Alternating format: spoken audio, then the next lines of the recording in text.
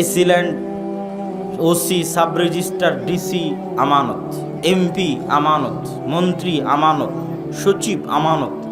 প্রত্যেক যে নিজ নিজ দায়িত্ব প্রাপ্ত হয়েছে ওই দায়িত্বে সে কি আমানত, অথচ ওই দায়িত্বে সে খেয়ানত করে।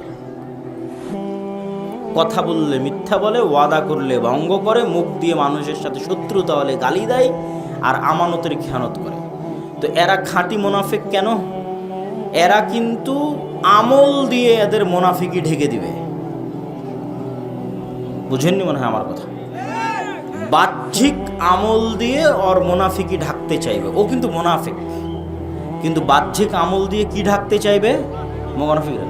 ও এখনই ওসি হিসেবে টেবিলের নিচ দিয়ে ঘুষ গ্রহণ করেছে, মুনাফিক, খাঁটি মুনাফিক। কেননা ওর পদের সাথে কি করেছে?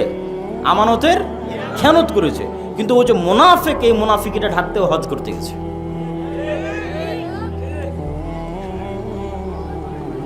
এইরকম প্রত্যেক যাকে যে পদের দায়িত্ব দেওয়া আছে ওই পদের সাথে মুনাফিকি করছে 24 ঘন্টা, এবং মুনাফিক, কিন্তু ওই মুনাফিকি ঢাকতে এখানে প্রধান অতিথি হয়েছে।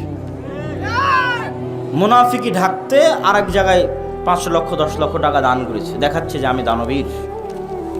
মুনাফিকি ঢাকতে বলছে আমি হাজি, আমি ওমরাকারী। মুনাফিকি ঢাকতে বলছে আমি তাহাজ্জুদ গুজার। কিন্তু আসলে ও মুমিন না মুনাফিক তা প্রমাণ হবে কোথায়? নামাজে।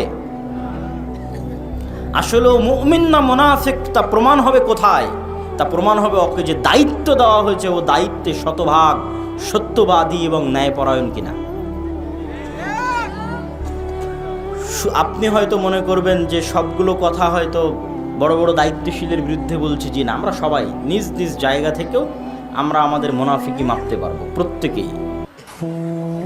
যেমন আপনারা যারা এখানে উপস্থিত আছেন, আশেপাশে ডানে বামে দাঁড়িয়ে আছেন, পিছনে দাঁড়িয়ে আছেন, বাবা মারা যাওয়ার পর বাবার সম্পত্তিতে যেই জায়গাটুকু ভিটি বাড়ি, উঁচু জমি, ভালো দানে ধানের ফলন হয়, পানিতে ডুবে না, দাম বেশি, ওটা আপনি নিয়েছেন।